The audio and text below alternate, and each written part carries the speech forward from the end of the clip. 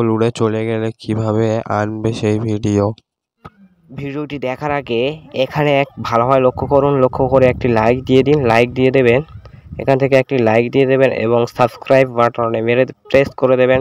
Press করে দেওয়ার পরে অল নোটিফিকেশনটি বাজিয়ে দেবেন, অল নোটিফিকেশনটা বাজিয়ে দেবেন আমাদের পরবর্তী ভিডিও। কিভাবে আনবে সেই ভিডিও আপনারা দেখেই অবাক হয়ে যেতে। আমি সেটিংয়ে চলে যাচ্ছি। সেটিংয়ে মানে প্রেস করবেন, টিপে ধরে রাখবেন, এখানে 3 নম্বর সেটিংয়ে টাচ দেবেন। দেওয়ার পরে এখান থেকে গুগলে সার্চ দেবেন, টেনে টেনে দেখবেন। দেখার পরে গুগলে টাচ দেবেন, টাচ দেওয়ার পরে উপরে উঠে যাবে। গুগলে টাচ দিলাম, উপরে উঠে আছে গুগলটি। আর ওপরে চেকিয়ে টেনে তুলে দিতে হবে, তুলে দেওয়ার পরে আপনারা দেখতে পাবেন, তুলে দিচ্ছি।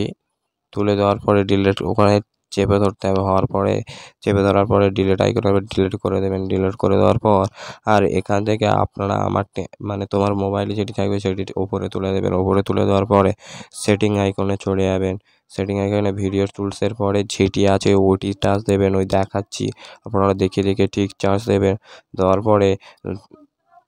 পরে এখানে কালো আইকন আছে, কালো সবার গুগল ভাইরে ভাই, সবার অ্যান্ড্রয়েড ফোনে গুগল কালো কালার হয়ে সাদা কালার হয়ে থাকে, আপনার কালো হয়ে থাকবে। আপনার বন্ধুরা দেখেই অবাক হয়ে যাবে, বলে ভাই এরকম কীভাবে